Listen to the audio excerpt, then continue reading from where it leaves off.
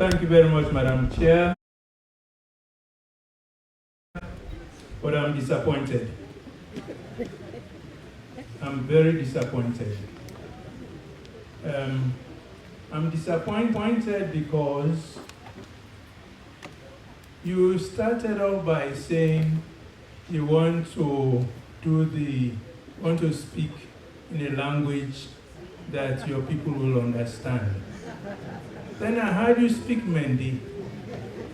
So I was expecting you to say the theme in Mende, but you reverted to English. So that was my disappointment. Thank you.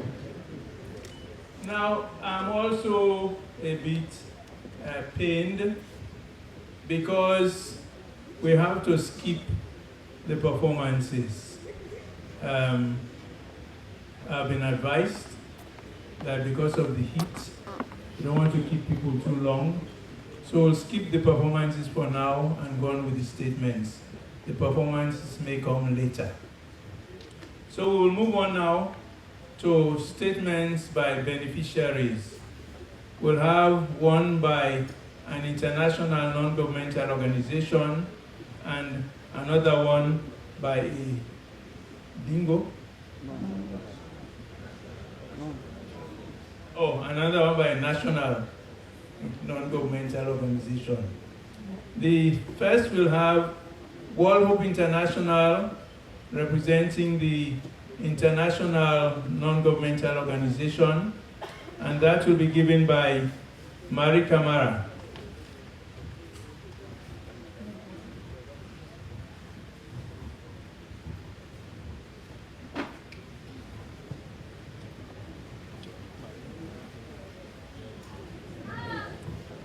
Good morning, all.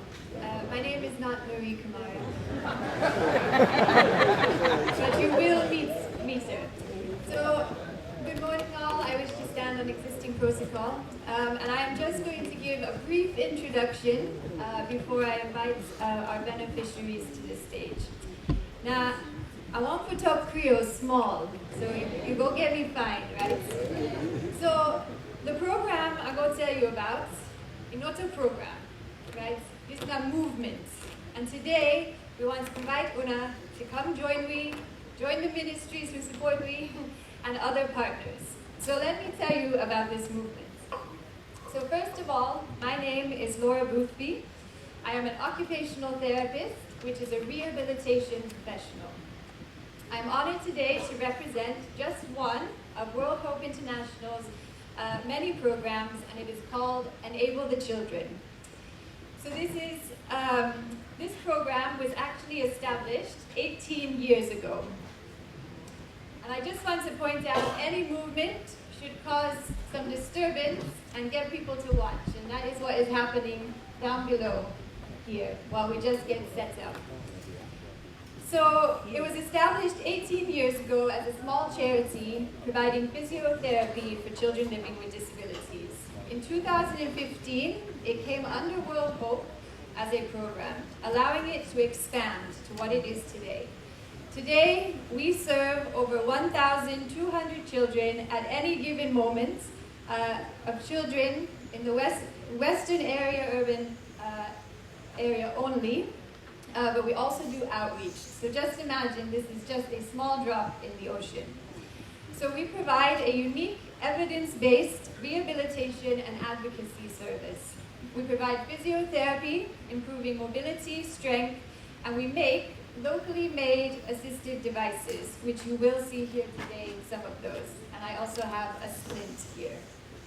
We also provide occupational therapy services, which is where we develop life and learning skills to promote independence.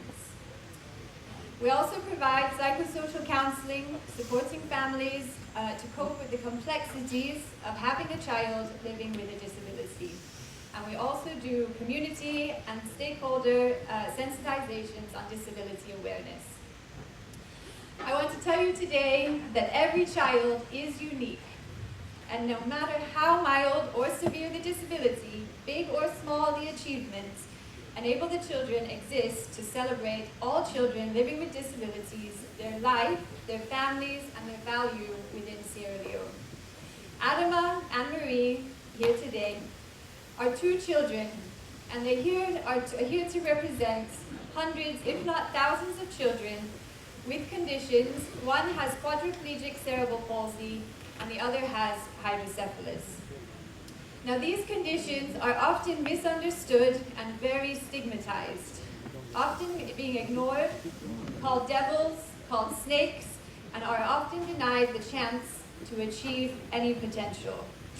And yet together, World Hope and its partners has proven that with specialized intervention and holistic support, these children can do many things that you would have never imagined. And before the Kumbra don't come to tell her story, I just want to say, this na devil picking don't do this today? No, right? But most of we picking them, they don't call them devil picking. And Marie don't paint this just now, right? So let's see the potential. So I want you to hear the story now.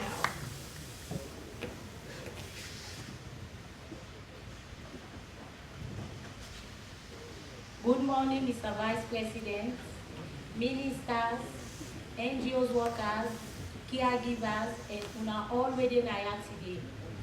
Me na Mudia Tulaman Fofana, the mama for Adama, Biki we don't see over 7 years with disability. I also there with my sister, who here to Kanu with Impiki, Marie Sawane Kamara, where it says they are with different disability. At Timapia today, not for only as mama, but as representative for all the Kombra and the Seku Pikigen all over the country. I want to tell you a short story about Adama. Adama, I born in 2017.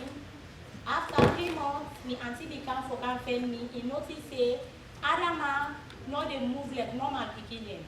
So he began for call me and talk to me, say, make I go and contact with Adama, World Hope International, then get good hospital there where they help picking them with disability. But at that moment, I be just feel say, na joke. After 6 months, I still the money to me picking and find out say, Adama not able for turn a bit.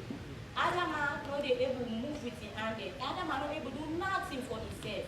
So I be begin for cry. I tell Adama, I go with a World Hope Organization, International Hospital. I began for come across some social workers them and also caregivers them. I only picking and they cry. They ask me what I explain it and say, I don't want to begin 6 months now. Adam are not able to do nothing for himself. So they began for take Adam and me and they go observe and come back to me.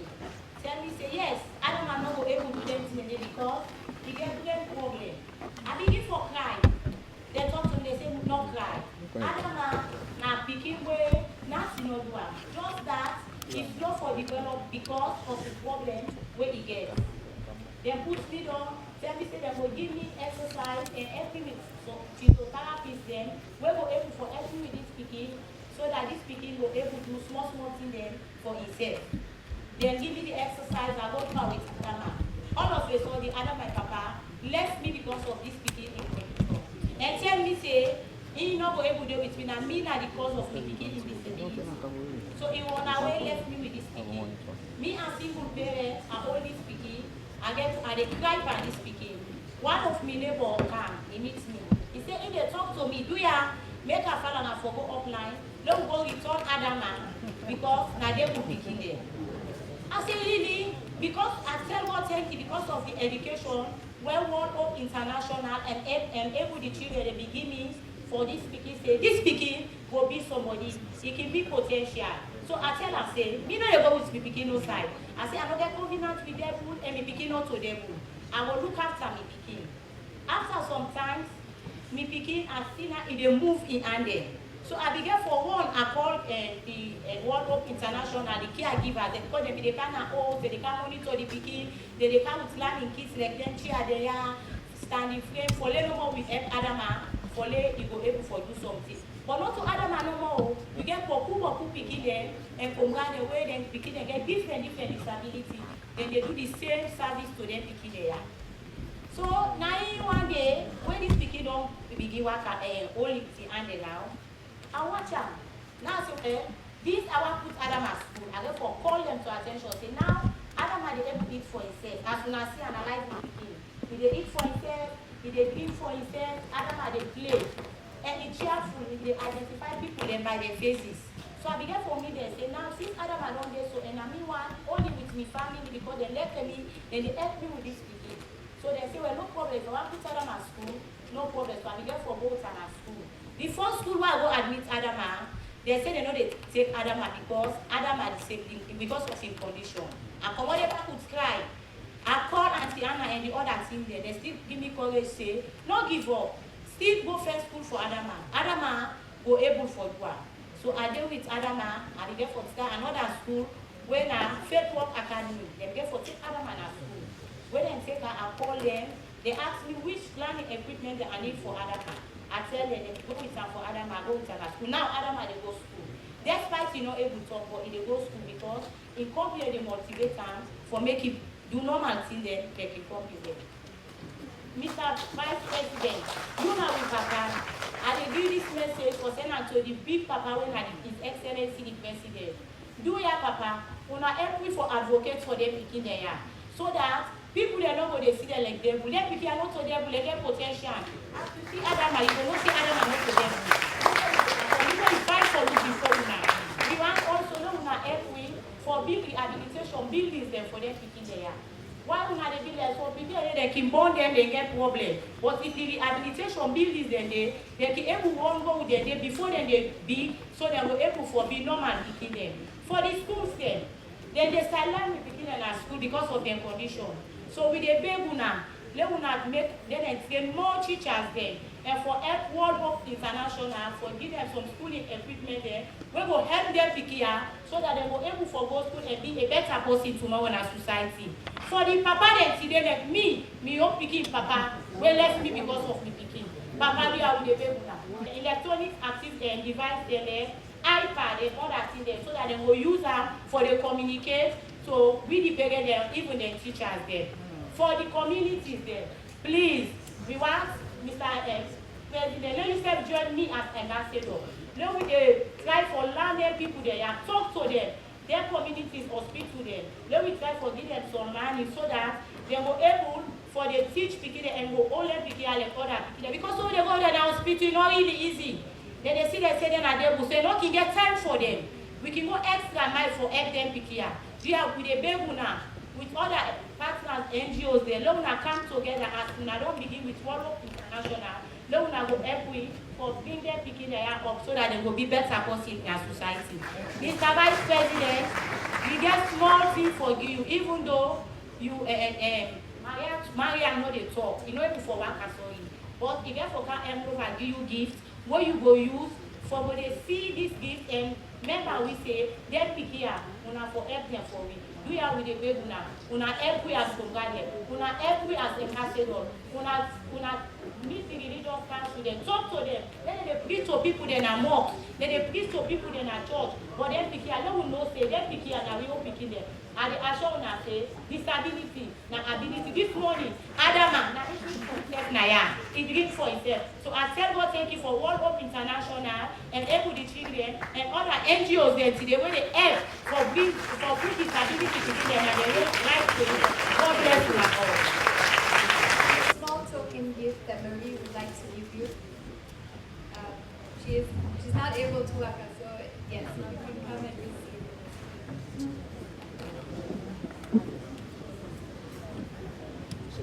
So this gift is what we call a tilted chair. So this is for children who don't have the strength to sit up on their own.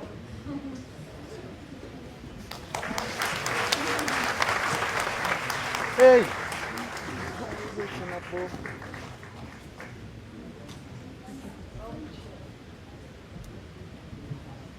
So we thank you very much for this opportunity and I hand back to the chairman. Thank you very much.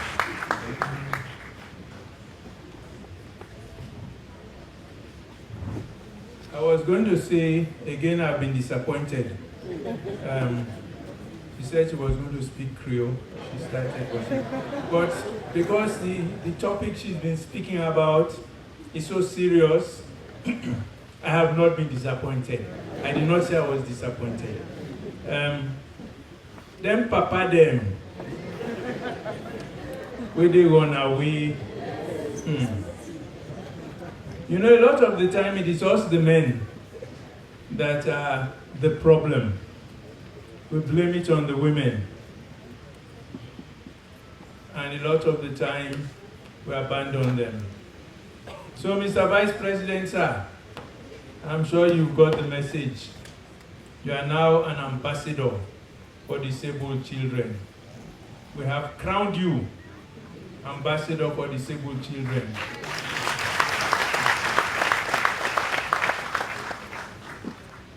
Now we'll have a statement from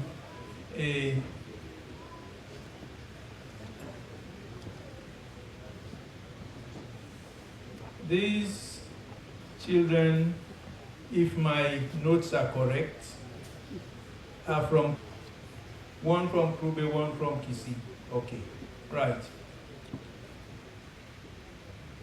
Now the national non-governmental organization is We Are Purposeful. And the person who's going to speak is Mariama Kamara.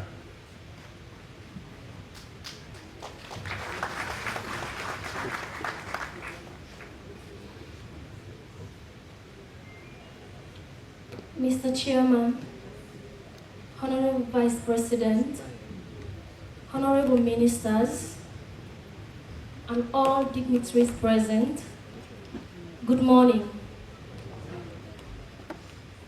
I am Mariama Kamara from Kaine District.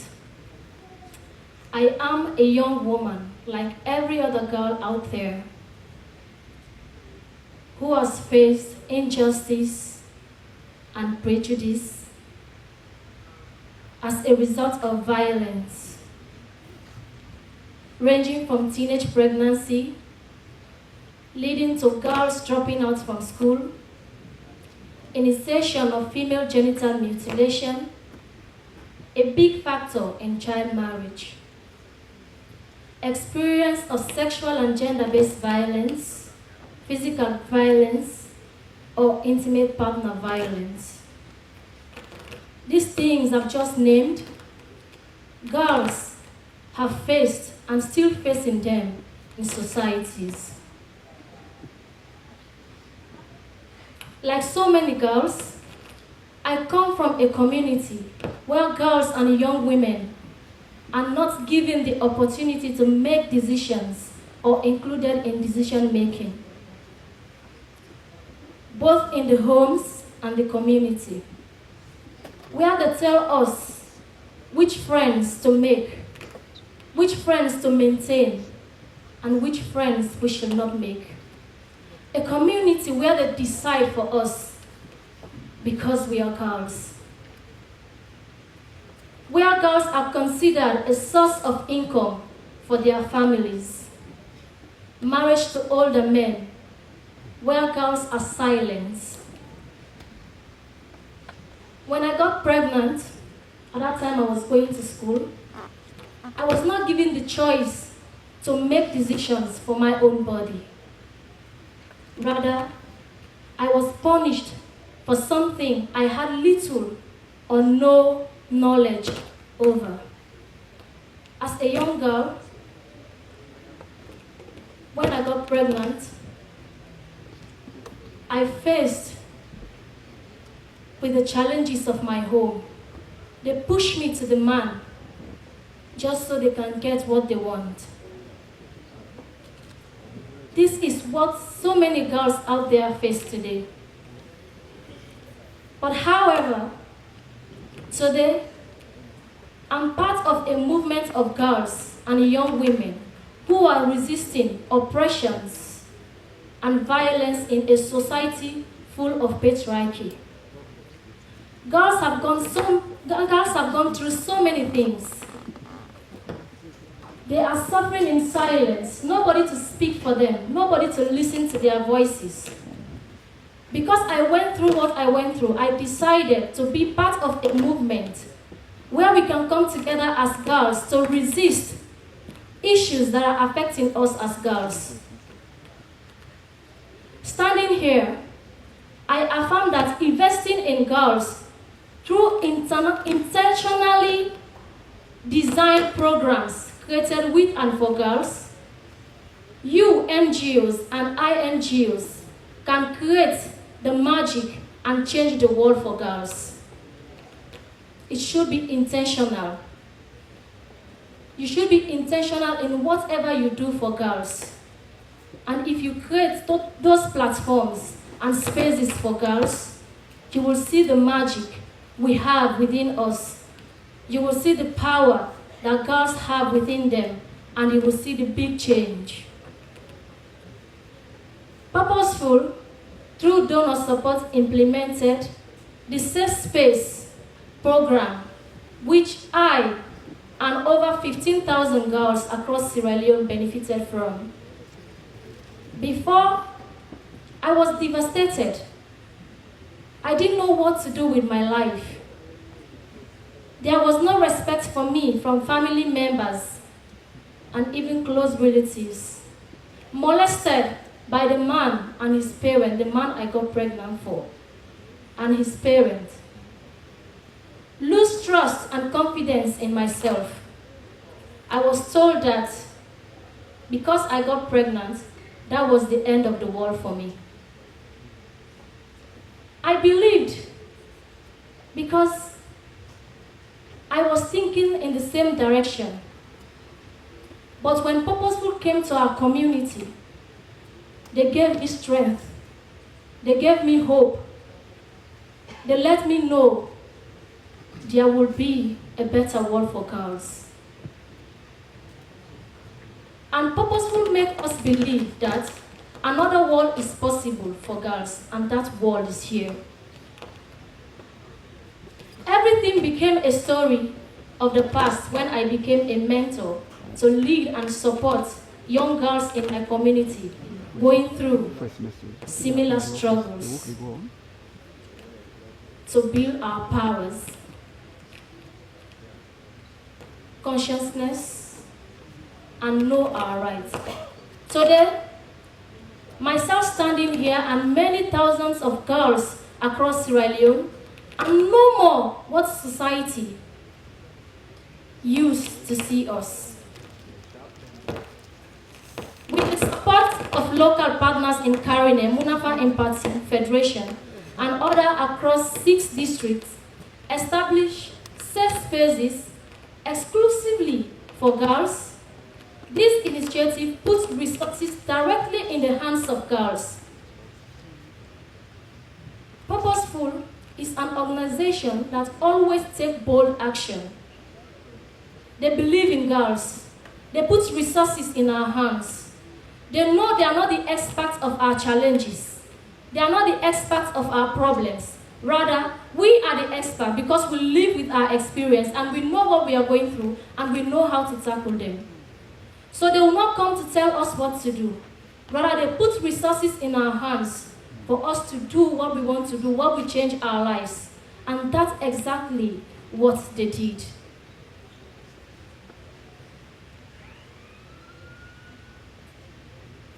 We also have access to information through a Girl Center Media radio program called Karokura Connection. This program ignited my awareness and helped me develop self-confidence, respect, and power. Purposeful always sent to us content, life-changing content, through the Karokura Connection program to build our self-confidence, to let us aware how powerful we are as girls, so that we cannot comprehend what community is throwing at us. I became a mentor, a young girl with a 4-month-old child by then. I was even questioning myself if I will be fit or accepted to be a mentor, because the community where I came from, When you are pregnant, that's the end of the world for you. They will look low upon you. That is the end of your life. So when Purposeful came to our community, I was questioning myself because I had a 4-month-old child by then. Maybe I will not be fit for this position. Maybe I will not be taken to be a mentor because all other girls were drawn from me. Their parents tell them not to come closer to me because I was pregnant at a tender age. So they think if their children come close to me, I will initiate them to be pregnant as well. So I was questioning myself, will they take me? Will I be accepted to be a mentor? But I was selected. And then I realized that I can still be somebody. A mentor, as a mentor, I was supported with a monthly stipend, not less than 500 leones. Then, when you have 500 leones, you are a big girl. I was given a mobile phone. I was using those button phone, but I was given a smartphone. And I became the big girl in my house. People who were looking down on me, they were looking up on me. Girls in the safe space, and there comes about my change. When I became a mentor of girls in my safe space, as I tell you, I was earning 500 leones with a smartphone, and then my change comes. Not only me, but other mentors out there. Our change came.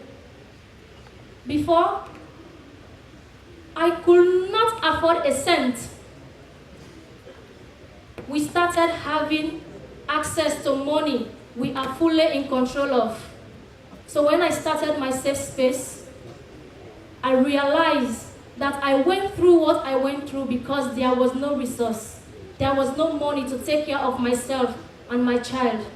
And then I said, I will not let these girls that are coming to my space suffer what I suffered. So I started taking from my stipend. We started doing business. And the profit we gained from that business, we will use it to fix any problem that girls in the safe space face. So Purposeful saw this and said, these girls are using their stipend to do business. What if we trust them with a huge amount of money so they can do a bigger business? And then they gave us the sum of 10,000 new leones.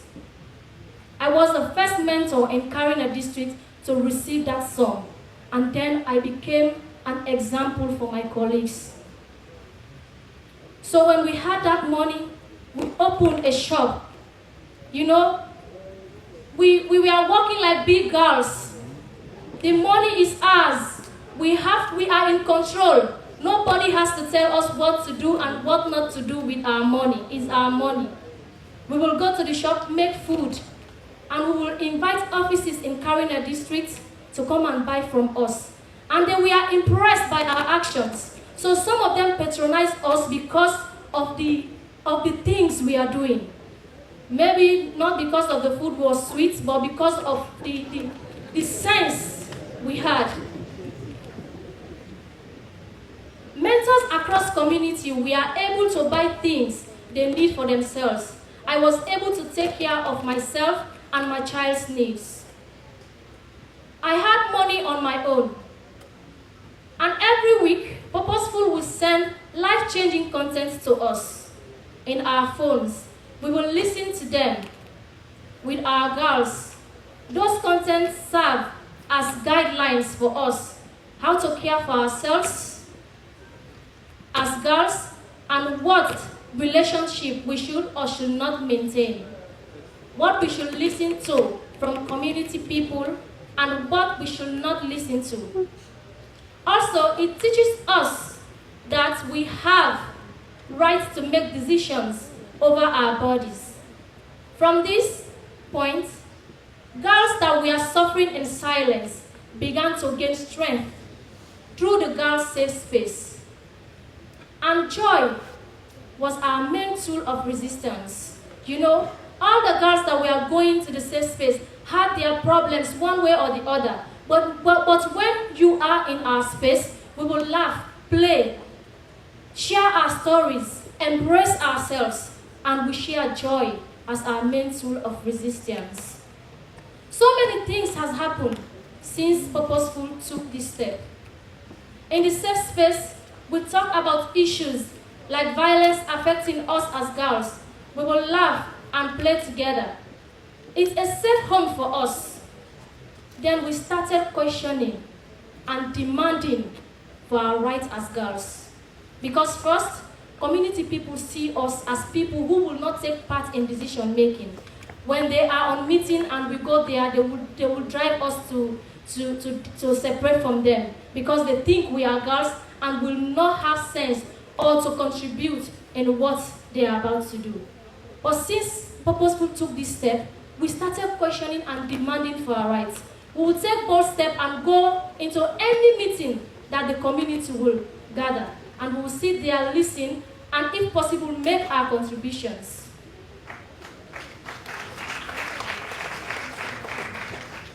From this point,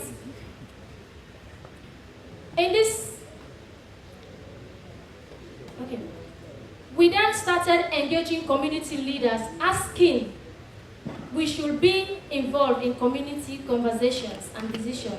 And today it is happening in my community. In fact, there is nothing that they will do in my community that they will not invite me to come. I am a very important personnel in my community.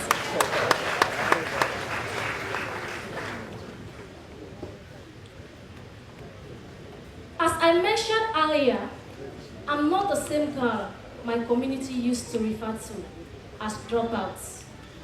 I'm now a young activist who the community look up to, supports, and mentor other girls. At first, they were looking at me to be the one who will drag their children to teenage pregnancy. Now they are looking to me to support their girls with mentorship. They are looking on me to tell their girls how to go and how not to go. Is that not wonderful? I have gained so much learning with Purposeful, with the Mentors Academy initiative, a feminist political education space where a group of young women we are convened in our personal journey. So, Purposeful, they supported us as mentors with girls, certain amount of girls. Like for me in my space, I have 27 girls. Like other mentors, they have 30 onwards. So after supporting us with our girls, they also sit and said, these mentors have lives to live. These mentors have their personal issues. Let us support them. So they brought about a feminist education which they convened girls across Sierra Leone to discover their personal journey. I was part of it. In this journey of personal and self-discovery, I was supported with a development grant to continue my personal dream. This is how Purposeful work. They will support us and the girls, and they will support us, the mentors, because we have personal dreams. As I speak to you now, I'm presently enrolled as a state-registered nurse. I'm also a fellow for IRIS, Storytelling Initiates, with young women, not only in Sierra Leone.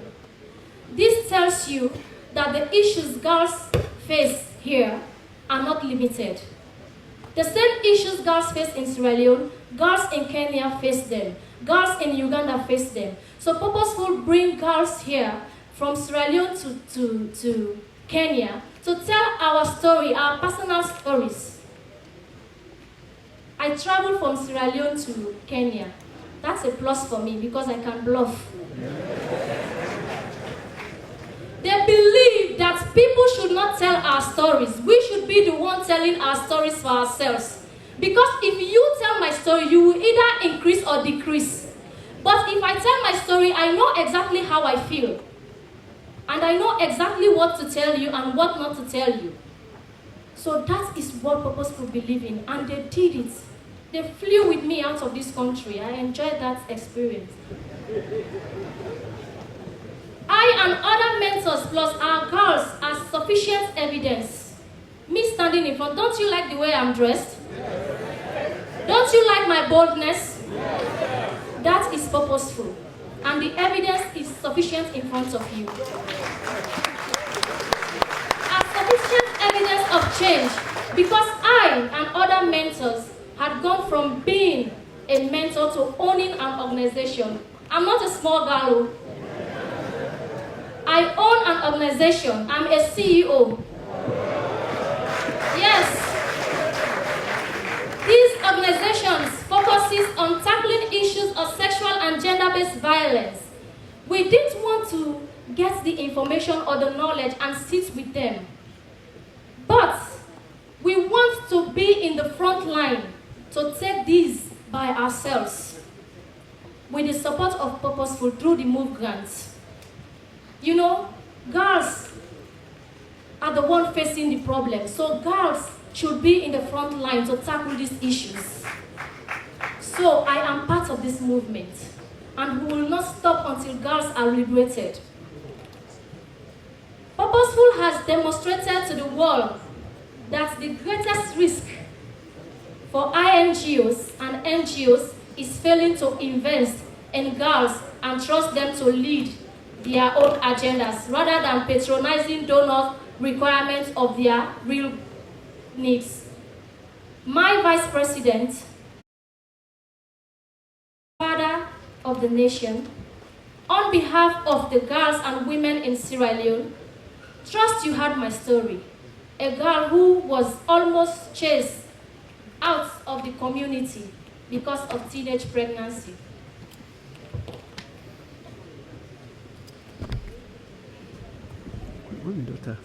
A girl whose education got disrupted because I was not given the choice over my body. I was not given the education and access to contraceptives. So many girls and women have already lost their lives from what I survived. It's time to be intentional in our actions to protect girls and young women in Sierra Leone. Sir, we are kindly asking you to take this message to the President to please pass the Safe Motherhood and Reproductive Rights Bill. Thank you. Once again, I'm Mama Kamara from Carolina District. Thank you, Mariama. You just listened to a future parliamentarian or minister or even president. Why do I say that? Apart from the content of what she delivered, she spoke like a true politician. And she's from Kamakwe in the Karene district. Now, the beneficiaries are the only ones that have been given license to speak for relatively long. Anybody else who is and comes here, moving close to you, know that you are talking for too long, I'll either pull your coat or jacket or your skirt to stop you. Right, next. 2014. So it's 11 years after. And I think that it's very, very late for Sierra Leone because NGOs within those 11 years and even now are still doing an excellent job, and you need to be recognized and commemorated. He used to force me to act in a drama group. And every time I run away, he goes around the campus looking for me. We don't send people all over the place. We have to go and bring Mohamed Jalloh. So then I became very active in the drama group, and together we formed the Spence production. And up to now, Dispense production is on. They are doing wonderful work. Today they have extended, taking over the Valentine Academy, teaching. And every time I see the chairman, I can't stop thanking him for his dedication, for his service, and his untiring effort to nation building. He's one of the few exceptional ministers in Africa who resign from government. You don't see it every day in sub-Saharan Africa on principal issues. So we respect him, and I want to thank him for looking for me those days to come to class. And today we are here. He's still a very big brother and mentor to me. Every day something happens in Sierra Leone, he keeps calling me. When I see his call at 23 hours in the evening, I say, oh, what's in the happy today again? Doctor, they call me. But I thank him very much. I also want to use the opportunity to thank all of you, the planning committee, the Minister of Planning, Economic Development, NGOs, for this maiden edition of the NGO Week in this country. And I want to thank the chairman of SLANGO for his very, very interesting statement. And that I want to let him know that the government is going to allocate a piece of land so that you can do your office. And I also want to invite the NGO community through the Minister of Planning and Economic Development to discuss some of the things you raised here, so that together we can see how government will continue to support your work. Today we are here to celebrate you, celebrate your work, celebrate the immense contribution you are making to the world, to development, supporting communities, to help communities transition out of vulnerability, out of fragility. I've had the opportunity to engage NGOs in Europe, in Africa, in Asia. I know the nature of their work, and I know the problematic dynamics that usually surround their work in terms of engaging state, in terms of continually re-engineering how they can be relevant to development. Today, it is a big honor for me as somebody who worked for the Campaign for Good Governance, and I know how in Sierra Leone the NGO landscape has been unfolding over the years, to come here to commemorate with you the World NGO Day through this celebration that I think is of immense importance, particularly when we look at your contribution to humanity, your work, your dedication to building a just and equitable society. Like the chairman reminded us, since the end of the Second World War, to meet the increasing need for humanitarian aid, build solidarity rooted in the principle to support vulnerable communities and groups, I've seen the rise and spread of NGOs across the world. That is why in 1945, following the establishment of the UN, it is clearly stated in Article 71 in the Charter, which made reference to NGOs and even went further to attribute a consultative status for organizations which are neither government nor member states. Since then, the development became synonymous with NGOs. NGOs became pivotal to addressing the development challenges facing countries and communities. They covered a wide range of issues, from climate change to the human rights to poverty eradication. And the chairman was making reference to civil society organizations. When in the 80s, going to the 90s, that it became eminent that international organizations and global powers were not listening to the cries of NGOs.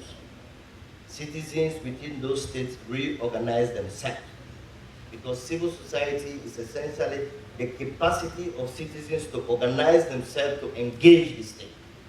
So then you started to see the rise of civil society organizations. Their primordial mandate was to organize citizens around certain critical issues to engage the state. Then it started to spread, because the issues of engagement were not only limited to specific geographical territory, it became global and it became national and regional. So you have a global civil society movement to engage countries. And I believe when you look at what is happening today, we are in big powers are now thinking to shift their support from aid to defense and security. I think a new engine, a new energy of civil society movement will begin to emerge. Because this is how civil society organizations will have to fight for the space that NGOs need. So today, I must say, in most of sub-Saharan Africa, NGOs supported countries that were suffering from what we call, in political science, statelessness.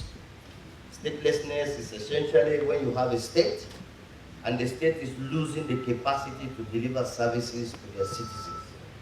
That is what we call statelessness in political science. So wherever you have a high level of statelessness, you have a high level of space for NGOs. Where you have a limited level of statelessness, the NGO space is always designed in relationship to the level and space of statelessness.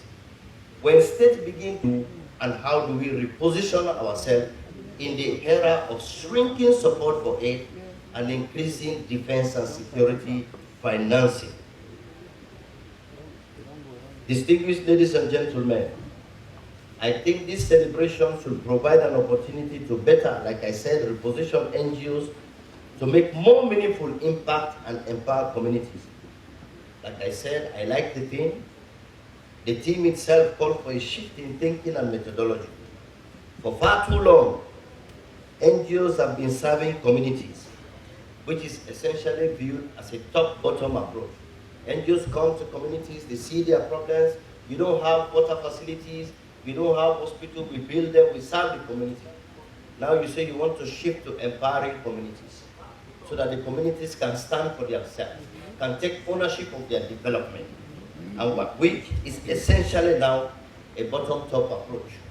Now you don't just come to serve the community, you come to build their capacity, to make them resilient, to empower them in a way that when you go out, you are able to help them to transition out of vulnerability. Security spending, then the message is crystal clear. Then we have to reposition. I want you, distinguished ladies and gentlemen, to use this NGO week not only to celebrate, but to begin to think how we can enhance, leverage our space and limited opportunity to continue to maintain the impact and then help communities to transition. First point, this shift calls, how do we finance development? For far too long, I know NGOs, independent, working outside of government, delivering services, we are not captured by government resources. Government deliver their own resources through their sector ministries, but the time has come for NGOs, civil society organizations to sit down with government and have a real dialogue about the future of financing development. This call for a fundamental review of our role. Our role. Where can we be more impactful? What can we do better? How can we support communities and at the same time support government? Second point, it also calls for future perspective, new program thinking, For example, a couple of years ago, we used to get from the World Bank, we got $22 million from the World Bank for social safety net. As Vice President, I visited as a chairman of the Forum for Social Protection. I visited the Bombali district, and we went to visit beneficiaries of the social safety net program. Then we met very fantastic women who use money that is meant for feeding and plug those money into small businesses. And they explained to us how their businesses have grown, what they have been doing with money that is meant to support vulnerability. Then when we came back from the field, I called the then World Bank Director, Gail. I told her, look, I think coming from the field, I realized that we can introduce a productive element into social safety. And then we started talking about productive social safety nets. We started that language, and today it's a language that is being used even beyond Sierra Leone today by the World Bank, where we increased the funding from $22 million to $45 million. And the remaining, the large part of that money was to be plugged essentially into the productive element of social safety net, which means maybe in the future you will not have resources again to give people for feeding. But if you support them to engage in productive enterprises, then tomorrow if you don't have resources to give, they are already independent. These are just examples of how we need to begin to think how to build resilient and empower communities. Another one I will give you is the wash facilities. Usually, in 2018, we had funding from the Islamic Development Bank to build boreholes. So I was moving across communities, and then I came back to Freetown. I was particularly identifying because I'm the most traveled politician in this country. I go to all over the place because I have specific sectors that I'm supervising, so I go around the countryside to look what is happening in the field. And then when I came back, I gave a list to the Ministry of Water Resources. These are the communities that you should prioritize in terms of water. And then only to go back in these communities, a couple of months later, they will tell me, Mr. President, the solar is not working, so we don't have water. Mr. President, the pipe is not working. Then I realized that from the initial stage, you want to build projects and programs in this community. You have to introduce the sustainability element into that. So that those communities can be able to manage those water facilities. And every time I go around and I support communities to build mosques, I tell them, if the bulb doesn't light, don't go to me. You should contribute and buy a bulb to continue to light the mosque. So this sustainability element helps that the social infrastructure that we build in these communities should be managed by the communities. So that tomorrow when you disengage, the communities are able to manage that. The communities can even charge. I give you an example. When I was working for the UN in Mali, I went to a town called Timbuktu. And in Timbuktu, it's about 3 hours flight from Bamako. And I even went further to Tinwazantan. It's a community, but I was going there essentially because I was in a mediation process with the Tuaregs. But then I visited the community, desert land. So all the cattle rearers in the community, cattle rearers in the community, they came together and they built a water facility. Wherein the water facility, the cows come, they have access to water, and in turn, they pay a little bit of money, and that money is what they use to maintain the water facility. So this is the time certain social infrastructure, like water, like solar, like technical vocational institute for training, and let's encourage communities to be part of the sustainability element. And no matter how little let them contribute to keeping those social infrastructure in place. Believe you me, the funding landscape for development financing is shrinking. It is going to continue to shrink. And make no mistake, there are already NGOs here that are affected by the Juldeh bomb. So make no mistake, Sierra Leone, to Peru, to East Timor, to the children in far as Jalloh in Kosovo. The world is going to see some very turbulent political period, but it is in those very difficult periods that activists like you, development avant-gardists like you, that see this as an opportunity of a state, not only in Africa, across the world, because I've worked in 4 continents. I can tell you I'm a development specialist. I've worked in 4 continents in this world. The best way to measure the well-being of a state is to measure the well-being of communities. When communities are suffering from fragility,